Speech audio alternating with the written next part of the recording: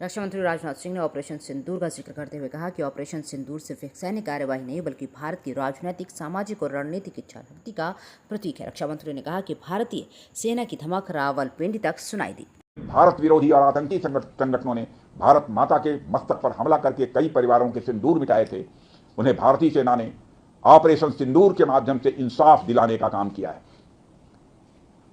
और इसके लिए आज सारा देश भारतीय सेनाओं का अभिनंदन कर रहा है।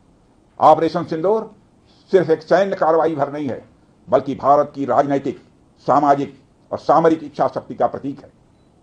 यह ऑपरेशन आतंकवाद के खिलाफ भारत की दृढ़ इच्छा शक्ति का और सैन्य शक्ति की क्षमता और संकल्प शक्ति का भी प्रदर्शन है। हमने दिखाया है भारत आतंकवाद के खिलाफ जब भी कोई कार्रवाई करेगा तो आतंकवादियों और उनके आकाओं के लिए सरहद पार की जमीन भी सुरक्षित नहीं रहेगी।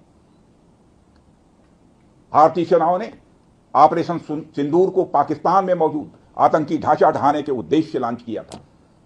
हमने उनके आम नागरिकों को कभी निशाना नहीं बनाया था, मगर पाकिस्तान ने न केवल भारत के नागरिक इलाकों को निशाना बनाया बल्कि मंदिर, गुरुद्वारा, गिरजाघर पर भी हमले करने का प्रयास किया।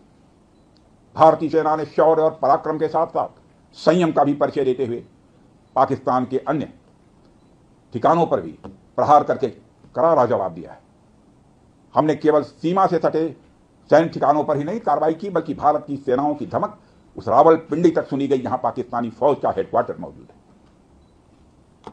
मित्रों, भारत में आतंकवादी घटनाएं करने और कराने का क्या अंजाम होता है, यह पूरे विश्व ने उरी की घटना के बाद देखा जब हमारी सेना ने पाकिस्तान में घुसकर सर्जिकल स्ट्राइक की, पुलवामा के बाद देखा जब बालाकोट पर एयर स्ट्राइक की गई और अब पहलगाम की घटना के बाद दुनिया देख रही है कि जब भारत ने पाकिस्तान के भीतर घुसकर मल्टीपल स्ट्राइक्स की हैं।